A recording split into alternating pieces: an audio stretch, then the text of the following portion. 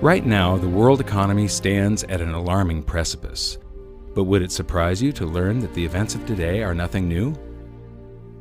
Give me the next few minutes, and I'll show you that there are cycles to history that can not only allow you to see the future, but to make preparations for the very predictable outcomes.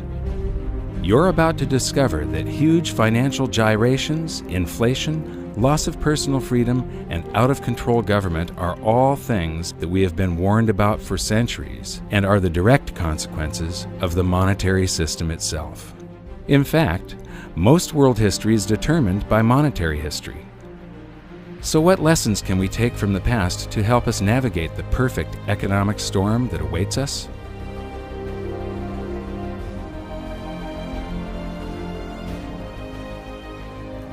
Debasing a nation's currency supply to pay for public works and war is a pattern that just repeats and repeats throughout history, and it's a pattern that always ends badly.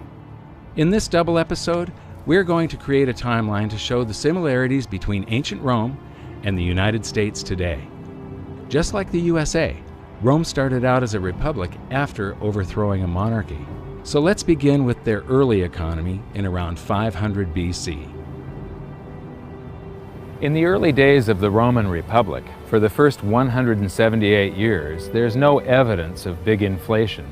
They were using gold and silver coinage mostly as their currency. Small denominations were made out of copper and bronze. Then Hannibal of Carthage starts to harass Rome in something called the Second Punic War.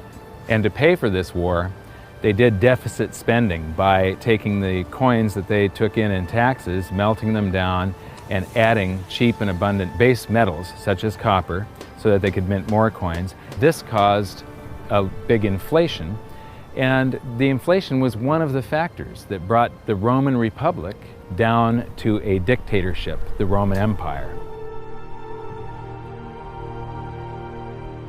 Most of Rome's gold and silver was stored in vaults under the floor of their treasury, which was also known as the Temple of Saturn.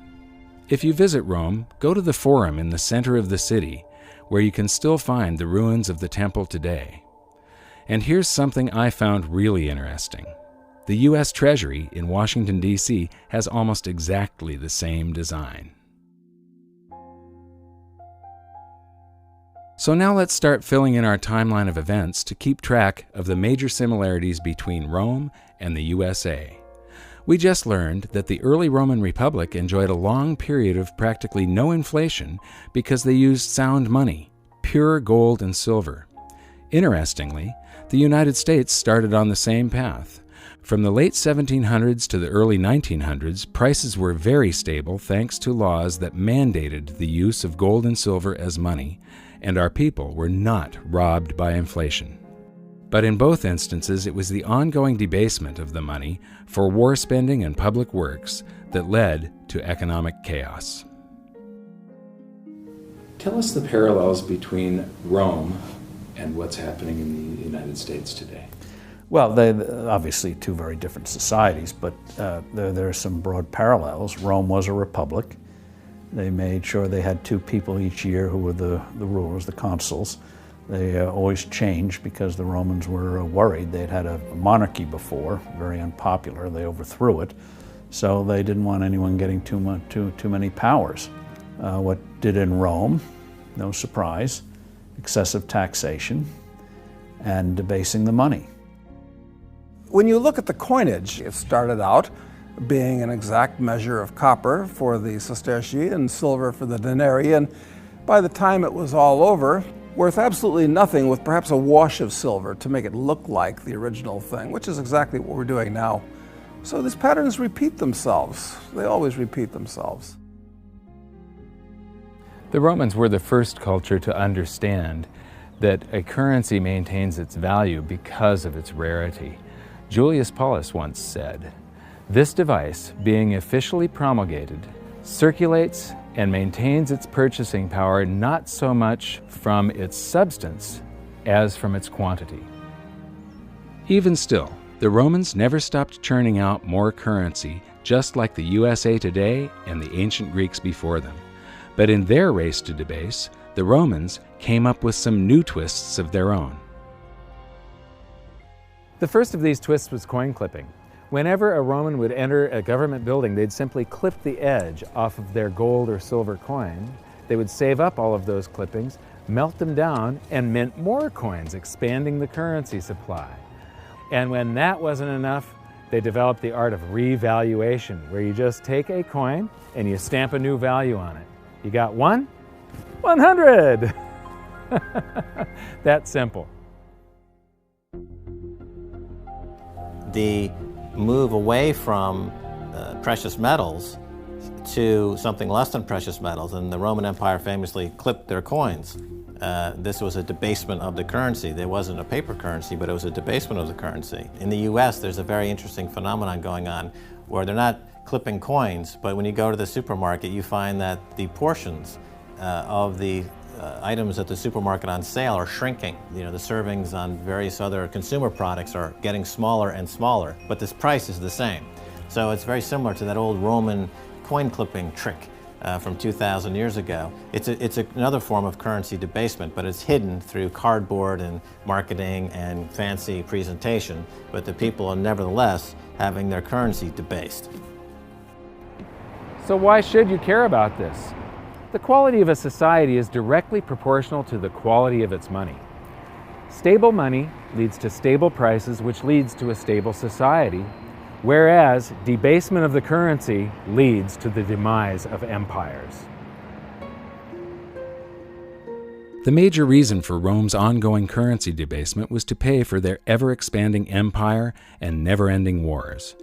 The precious metals content of their coinage fell further and further until it had next to no connection with the pure gold and silver that had initially provided them with a stable economy. Cut to today, and we see the same pattern.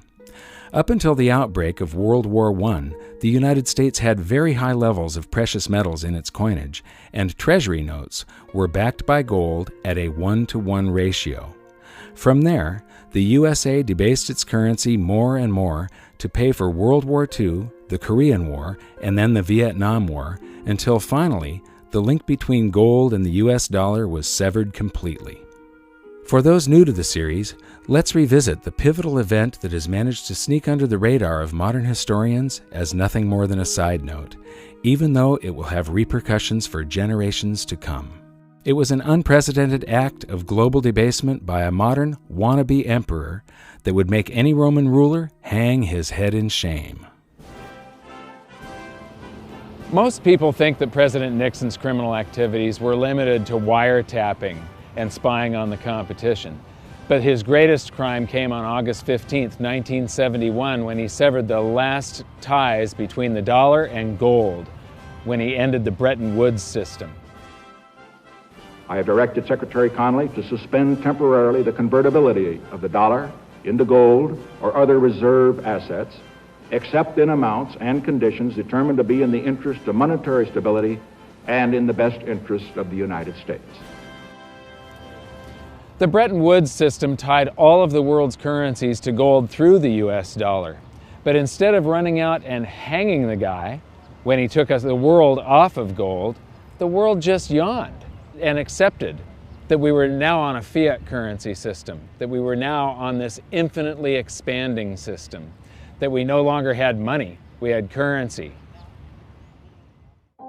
Money should be a fixed measure of value. It's like 5,280 feet in a mile, or 12 inches in a foot.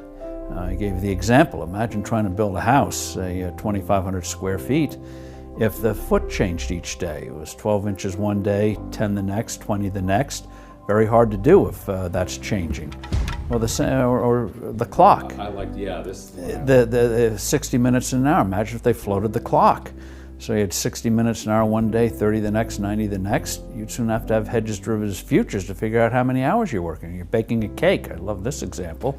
And it says bake the batter for 45 minutes. Then you have to figure out, is that inflation adjusted minutes? Is it a California minute, a Nevada minute?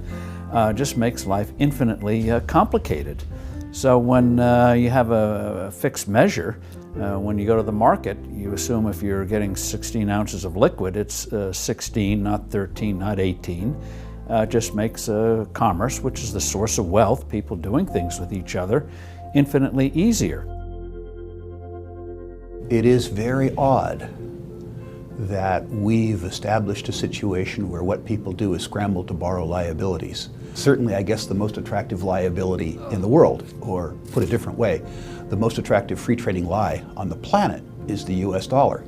We joke in investment conferences it's the worst currency in the world, except all the others. If you're going to trade in a lie, it better be a liquid lie.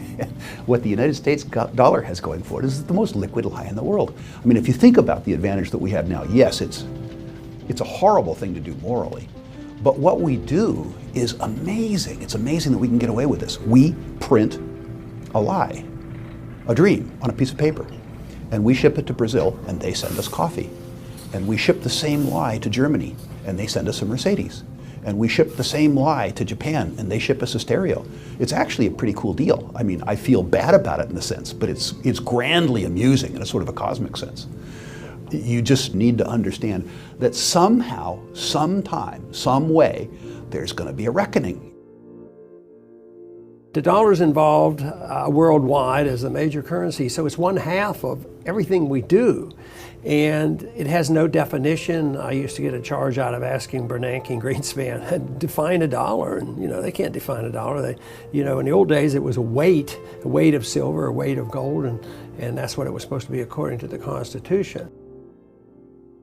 Well, Dr. McCracken, not being an economist, can you explain to me briefly how in the world do you determine what a value of a dollar is in relation to a French franc, for instance, if you can't convert that dollar into gold? What standard do you have? What is it worth at all?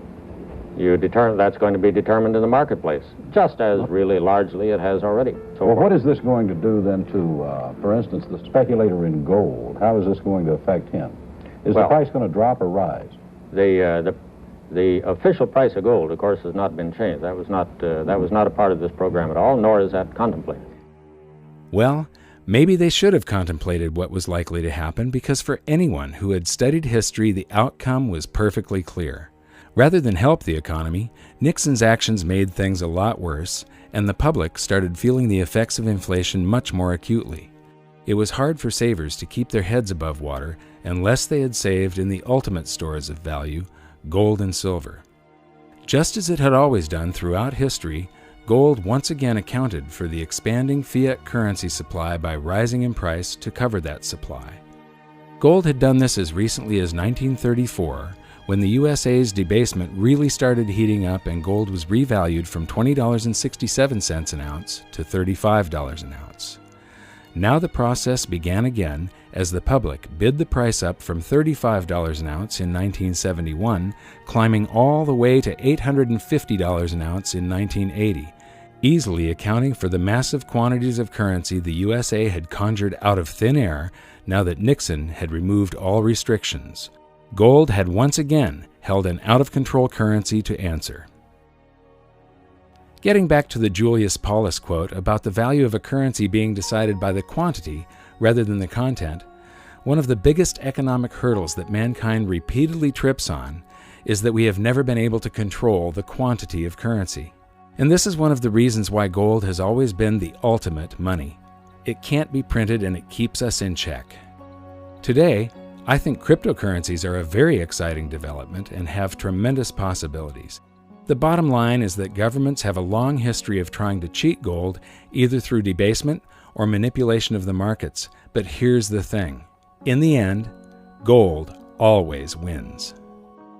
And that brings us back to the Romans, who went through many cycles of currency debasement for war spending, then inflation being felt by the public, then revaluation of the currency, then more debasement for deficit spending on war, resulting in even more inflation being felt by the public. The cycle repeated again and again. Those who were able to hold gold outside the official system maintained their purchasing power. Those who did not suffered greatly. In 270 AD, Emperor Aurelian took power and had the now worthless official coinage recalled and minted again to contain a small amount of silver, just 5%. This act brought a new vitality to Rome, but unfortunately it was short-lived as government after government gave in to the temptation of spending beyond their means. Eventually, wars were funded by levying huge taxes on businesses and the rich.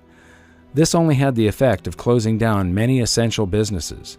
The more meddling the government did with the economy, the worse things became. The government started confiscating private property by force to fill their empty state coffers. Rome was sliding into ruin. And that brings us to Emperor Diocletian. His actions are the first recorded example of the following hidden secret of money. Wage and price controls do not work. He came to power as inflation was surging, but his decisive actions only added fuel to the fire. So because the economy was getting worse and worse, Diocletian created a whole bunch of great government solutions.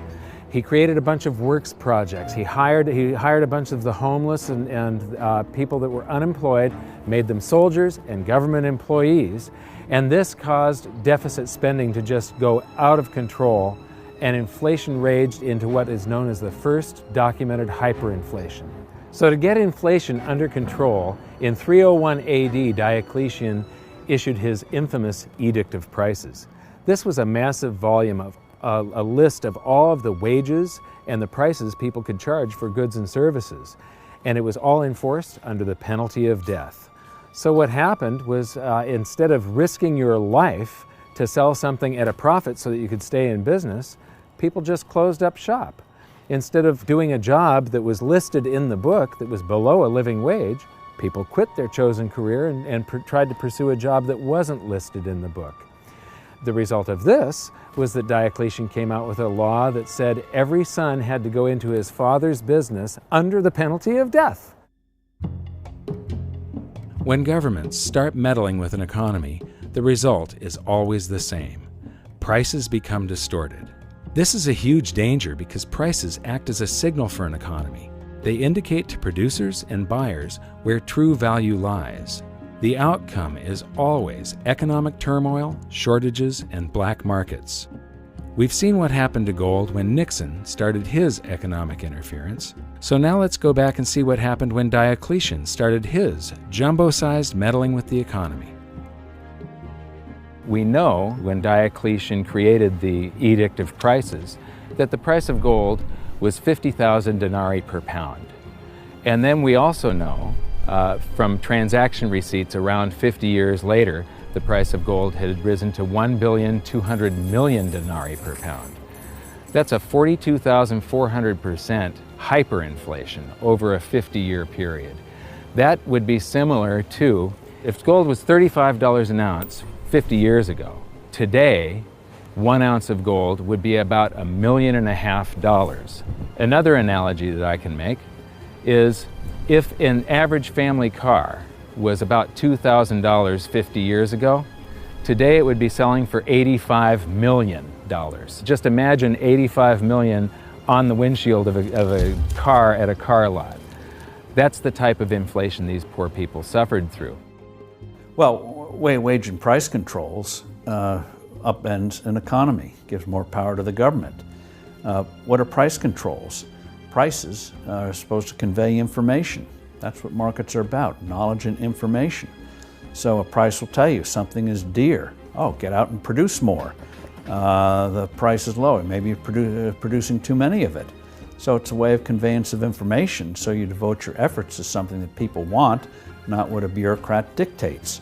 So when governments trash the money and your prices, nominal prices are going up, the government response is, oh, they're greedy speculators or merchants or whatever, and so you say you can't charge as much. Well, what that means is you get a black market and you hurt the production of the thing. The idea that government can substitute for people interacting among themselves is preposterous. This pattern of failed price controls is something we see throughout history and across the globe. Skip forward over 1,500 years, and governments still hadn't learned their lesson. During the chaos of the French Revolution, the government issued a set of wage and price controls known as the Law of Maximum, also imposed under the penalty of death. It's worth noting that when wage and price controls are implemented, government always tries to deflect attention away from the problems that it has created itself by shifting the focus to businesses who are labeled as greedy hoarders or price gougers. In reality, Most are just average people trying to keep their business afloat, doing their best to deal with the unstable supply and demand curve created by government meddling. And France was no exception to this blame game. During the law of maximum, many innocent people were executed, food shortages developed, and black markets ruled until finally, 15 months later, the act was repealed because it didn't work. And all the stored-up energy of government manipulation was unleashed at once, leading to a further period of chaos and inflation for France. I agree with Steve Forbes. The idea of wage and price controls is absolutely preposterous. Now we'll skip forward another 200 years and government was at it again. Many people don't realize that Nixon's speech from 1971 also included the announcement of a 90-day wage and price freeze. The United States was suffering from big inflation thanks to deficit spending for the Vietnam War. Silver had been taken out of circulation in 1965, reducing our coinage to worthless flecks of base metal, and the paper currency supply had been expanded greatly. Did that sound familiar? Just like Diocletian, Nixon's team of economic boffins thought they could curb inflation by fixing wages and prices. The time has come for decisive action, action that will break the vicious circle of spiraling prices and costs. I am today ordering a freeze on all prices and wages throughout the United States for a period of 90 days. Working together, we will break the back of inflation. You'd think that these people would learn from history, but they don't. To get an idea of how out of touch the men with their hands on the economic levers were, listen to what Nixon's advisor had to say about the duration of the controls. Would it be your anticipation that it would take more than 90 days to break the back of inflation, as the President put it tonight, that there would have to be a further extension of an actual wage price freeze? I would not, no, I wouldn't. I don't think one can say that it will necessarily take longer. We're sailing to some extent in an uncharted sea here, but this, I think, is a reasonable estimate of the time that's going to be required.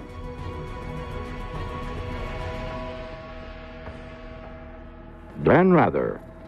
President Nixon is expected to speak for about 15 minutes on his new economic policies.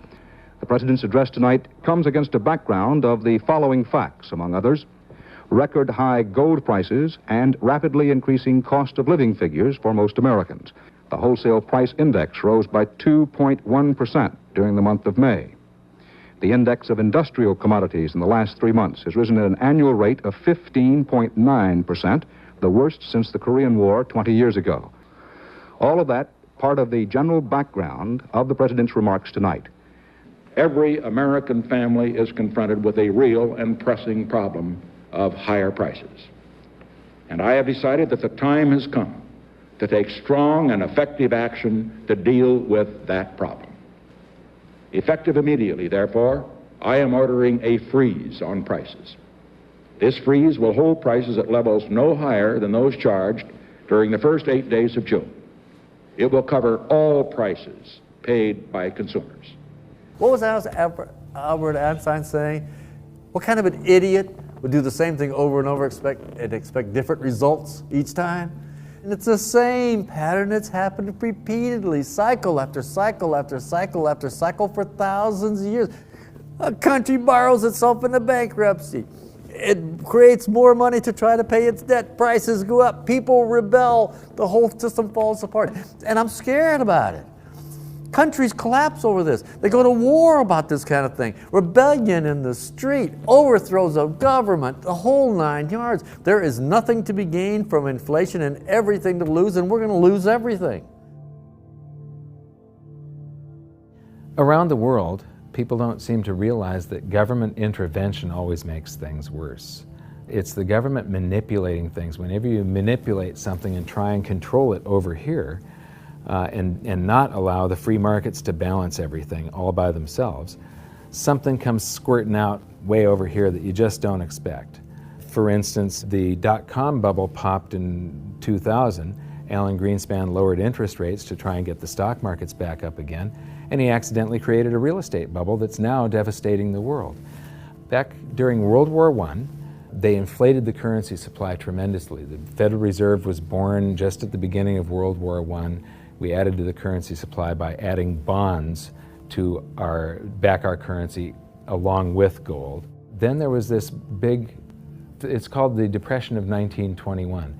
It's the single greatest deflation that the U.S. has ever seen. It's bigger than the Great Depression. The contraction of the currency supply was huge. The reason nobody knows about the Depression of 1921, they only know of the stock market crash of 29 and the Great Depression, is because the government did not rush in to save us. The Federal Reserve didn't try to suddenly lower interest rates down to zero. They didn't manipulate the free markets. They let the free markets work.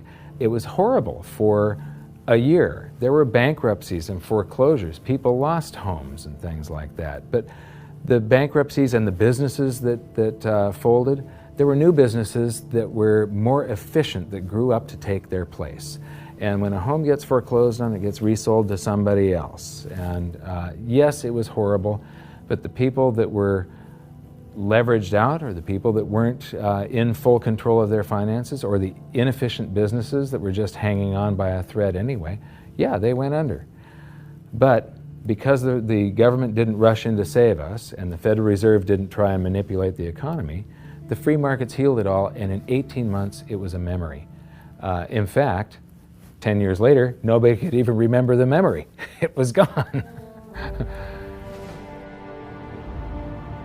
Mark Twain is often quoted as saying, "History doesn't repeat, but it sure does rhyme." And as you've seen from this episode, that sure rings true. The wage and price controls, we will probably end up trying this in the United States sometime in the future. And you know, they tried it during Diocletian. It didn't work. It destroys the economy, and eventually they have to repeal the act. They tried it during the French Revolution. It didn't work. It ruins the economy, and they have to repeal it. Nixon tried it. It didn't work. It ruined the economy, and they had to repeal it. It's not going to work the next time they try it. This stuff just keeps on happening over and over and over again, and part of it is caused by the 4-year election cycle. All of the politicians are worried about what's going to happen on their watch, and they push all the problems forward to the next administration. They really don't care what's going to happen out in the future. They care what's happening, you know, how they're remembered. So I'm expecting this to happen in the United States sometime. Right now I'm expecting a deflation, but when we get to big inflation or hyperinflation, you can pretty much count on the fact that they're going to make the same stupid mistakes, because politicians do not read monetary history. This is just the beginning of the similarities between ancient Rome and the USA. In the next episode, we're going to focus on some more amazing events that are echoing throughout history to today. And we'll see what the future holds for the United States if we continue down the same path so many societies have gone before.